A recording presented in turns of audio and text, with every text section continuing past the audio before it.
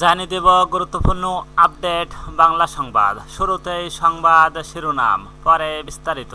সাবেক ৮ মন্ত্রী ও ৬ সংসদ সদস্যর দেশ ত্যাগে নিষেধাজ্ঞা। এরপর জানিয়ে দেব ডক্টর ইউনূসের সঙ্গে বৈঠকে মির্জা ফখরুল। আরও জানিয়ে দেব চলমান বন্যায় মৃতের সংখ্যা বেড়ে ৫২।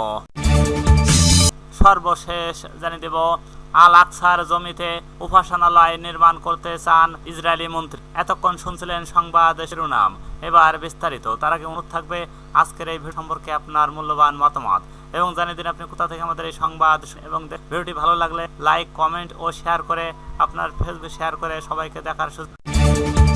সাবেক ৮ মন্ত্রী ও ৬ সংসদ সদস্যর দেশ ত্যাগে নিষেধাজ্ঞা।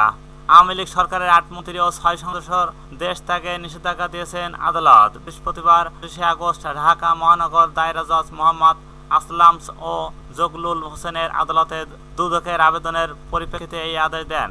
দুদকের পাবলিক প্রসিকিউটর মোহাম্মদ হোসেন জাহাঙ্গীর এই তথ্য জানিয়েছেন। দেশ ত্যাগে নিষেধাজ্ঞা দেওয়া সাবেক মন্ত্রীরা হলেন সাবেক স্বাস্থ্যমন্ত্রী জাহিদ মালেক, সাবেক শিক্ষামন্ত্রী ডক্টর দীপু মনি, সাবেক শিক্ষামন্ত্রী মহিবুল হাসান চৌধুরী, সাবেক খাদ্যমন্ত্রী সাধন চন্দ্র মজুমদার, সাবেক মজিদ মাহমুদ হুমায়ুন, সাবেক শিল্পমন্ত্রী কামাল আহমেদ মজুমদার, সাবেক শাহজাহান খান, সাবেক মন্ত্রী কামরুল ইসলাম।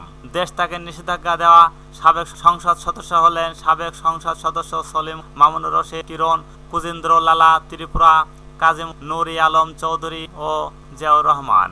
এদিন দুদকের উপপরিচালক আবহিনা আশিকুর রহমান দেশ ত্যাগে নিষেধাজ্ঞা আবেদন করেন।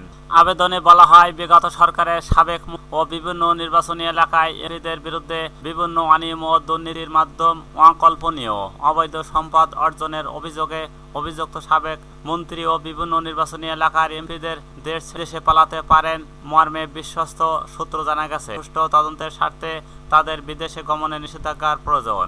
এর আগে বাড্ডা ফুজি টাওয়ারের সামনে সুমন শিকদার গুলি করে হত্যার অভিযোগে করা মামলায় সাবেক প্রধানমন্ত্রী শেখ হাসিনা সরকারি ও শিল্প ও বিনিয়োগ গবেষক উপদেষ্টা সালমান এফ রহমান ও আইনমন্ত্রী আনিসুল হকের ৫ দিনের রিমান্ড মঞ্জুর করেছেন আদালত। বৃহস্পতিবার ১৯ আগস্ট ঢাকার মেট্রোপলিটন ম্যাজিস্ট্রেট নুরুল হুদা চৌধুরী তাদের ৫ দিনের রিমান্ড মঞ্জুর করেন। এছাড়া আদাবরে পোশাক শ্রমিক ও রুবেল হত্যা মামলায় সাবেক সাদেক খান ও সেনা কর্মকর্তা জিয়াউল আহসানের ৫ দিনের রিমান্ড করা হয়েছে। এই দিন সকালে ৭টায় তাদের আদালতে হাজির করে পুলিশ। এরপর মামলার সুষ্ঠু তদন্তের জন্য বাড্ডা থানায় মামলায় আনিসুল ও সালমান এবং আদাবর থানার সাদেক ও জিয়াউলকে ১০ দিনের রিমান্ড নিতে আবেদন করেন মামলার তদন্তকারী কর্মকর্তা। শুনানি শেষে আদালত তাদের ৫ দিনের রিমান্ড মঞ্জুর করেন। ডক্টর ইউনূসের সঙ্গে বৈঠকে মির্জা ফখরুল। প্রধান উপদেষ্টা অধ্যাপক ডক্টর মোহাম্মদ ইউনূসের সঙ্গে বৈঠক বসেছেন মির্জা ফখরুল ইসলাম আলমগীর প্রতিনিধি দল। বৃহস্পতিবার ২৯ আগস্ট ৩টা ৫০ মহাসচিব সহ নেতাদের বহন করা গাড়ি বেইলি রোডে রাষ্ট্রীয় অতিথি ভবন যমুনায় প্রবেশ করে। মহাসচিবের সঙ্গে রয়েছেন সদস্য আমির মাহমুদ চৌধুরী ও সালাউদ্দিন আহমেদ। বিএনপির মিডিয়া সেলের সদস্য সাইরুল কবির খান জানান, প্রধান উপদেষ্টার আমন্ত্রণে মহাসচিব স্যারের নেতৃত্বে প্রতিনিধি দল ডক্টর ইউনূস প্রধান উপদেষ্টা হিসেবে শপথ নেওয়ার পর গত ১২ আগস্ট মহাসচিবে ৭ সদস্যের যমুনায় প্রথম বৈঠক করেন। এর আগে আজ বৃহস্পতিবার সকালে গুলশানে বিএনপি চেয়ারপারসনের কার্যালয়ে দলটির মহাসচিব মির্জা ফখরুল ইসলাম আলমগীরের সঙ্গে সাক্ষাৎ করেছেন ঢাকায় রাশিয়ার রাষ্ট্রদূত আলেকজান্ডার ভিকেনতিওসি ম্যান্টিটোক্স। আলোচনা শেষে সাংবাদিক করেন বিএনপির সদস্য আমির মাহমুদ চৌধুরী। তিনি বলেন, দেশের মধ্যে ব্যবসা বাণিজ্য, বিনিয়োগ, বৈজ্ঞানিক ও জ্বালানি সাংস্কৃতিক সহায়তার বিষয়ে আলোচনা হয়েছে। আমির বলেন, রাশিয়া জানতে চাচ্ছে বর্তমান অবস্থা এবং ভবিষ্যৎ সংকট উত্তরণ নিয়ে চিন্তা করছি। আমাদের তরফ থেকে বলা হয়েছে, সবার সম্পর্ক কোনো বিশ্ব বা আদালত আলাদাভাবে আমরা কাউকে কিনা, সব দেশের সঙ্গে সম্পর্ক এবং বাংলাদেশের মানুষের সঙ্গে রাশিয়ার মানুষ। চলমান বন্যায় মৃতের সংখ্যা বেড়ে ৫২। দেশের দক্ষিণ পূর্বাঞ্চলে চলমান বন্যায় মৃতের সংখ্যা বেড়ে দাঁড়িয়েছে ৫২ জনে। পানিবন্দী হয়ে পড়েছে প্রায় ১০,৭২,৫৭৯টি পরিবার। বৃহস্পতিবার ১৯ আগস্ট দুপুরে এই তথ্য নিশ্চিত করেছে দুর্যোগ ব্যবস্থাপনা ও ত্রাণ মন্ত্রণালয়। ত্রাণ মন্ত্রণালয় জানান, দেশের পূর্বাঞ্চল এবং দক্ষিণ পূর্বাঞ্চলের বন্যায় এখন পর্যন্ত ১১ জেলায় ৫২ জনের মৃত্যুর খবর পাওয়া গেছে। প্রায় ১০,৭২,৫৭৯টি পরিবার পানিবন্দী হয়ে পড়েছে। বন্যা আক্রান্ত জেলাগুলো হলো ফেনী, কুমিল্লা, চট্টগ্রাম, খাগড়াছড়ি, নোয়াখালী, মৌলভীবাজার, হবিগঞ্জ, ব্রাহ্মণবাড়িয়া, সিলেট, লক্ষ্মীপুর ও কক্সবাজার। তবে সিলেট জেলা থেকে প্রাপ্ত আজকের তথ্য মোতাবেক বন্যার পরিস্থিতি সার্বিক উন্নত হয়েছে।